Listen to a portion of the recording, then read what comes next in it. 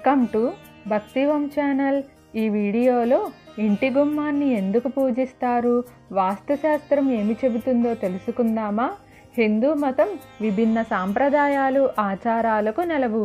పూజలు, వ్రతాలు, అనేక నియమాల గురించి పండితులు హిందూ మతంలో ప్రస్తావించారు. అలాగే జ్యోతిష్య శాస్త్రంలో ఇంటి గడపను ఆరాధించే సాంప్రదాయం కూడా ఉంది. లక్ష్మీదేవి రూపమైన గడపను పూజించటం గురించి అనేక గ్రంథాలలో కూడా రచించారు. ఈ విషయాన్ని ప్రతి ఒక్కరూ తెలుసుకోవాలని మనకు ఆధ్యాత్మికంగా తెలుస్తుంది. ఇంతకీ గడప, మహాలక్ష్మి పూజ గురించి గ్రంథాలు ఏమి చెబుతున్నాయో ఇప్పుడు తెలుసుకుందాం.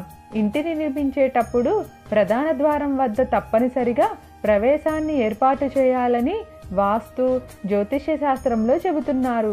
గడప లేకుండా మెయిన్ డోర్ ఉంచకూడదని, గడప మహాలక్ష్మి ఇంట్లోకి నెగిటివ్ ఎనర్జీ రాకుండా చేస్తుందని చెబుతున్నారు.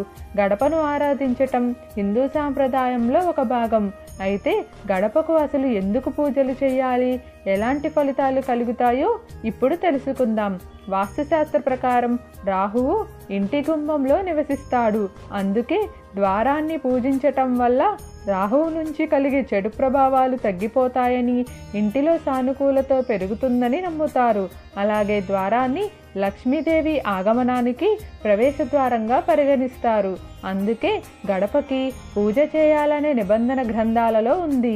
పసుపు కుంకుమతో గడపను రోజు పూజించాలని గ్రంథాలలో వివరించారు.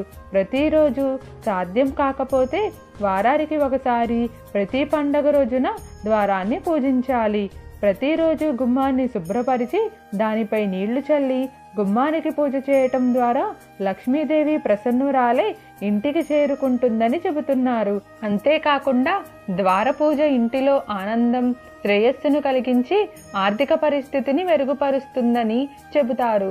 పెళ్ళైన తర్వాత కొత్త వధువు ఇంటికి వచ్చినప్పుడు తనతో గుమ్మానికి పూజ చేయించడం చూస్తూనే ఉంటాం. ఎందుకంటే ఇంటి కోడలని లక్ష్మీదేవి స్వరూపంగా భావిస్తారు. ఆమెతో గడప పూజ చేయటం ద్వారా ఇల్లు ఎల్లప్పుడూ సంపదతో నిండి ఉంటుంది. ద్వార పూజ చేయటం ద్వారా ఇంటిలో పాజిటివ్ ఎనర్జీ వస్తుంది.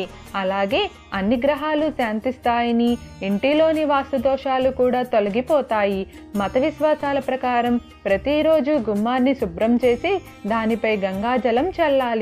తరువాత గుమ్మాన్ని పసుపు, కుంకుమ, రంగోలి, పూలతో అలంకరించాలి.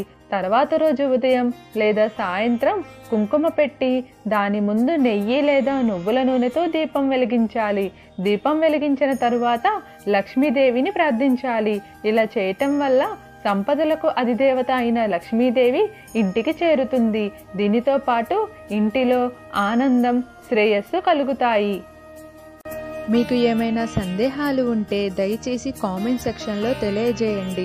మీకు ఈ వీడియో నచ్చినట్లయితే లైక్ చేయండి, షేర్ చేయండి, అలానే సబ్స్క్రైబ్ కూడా చేసుకోండి.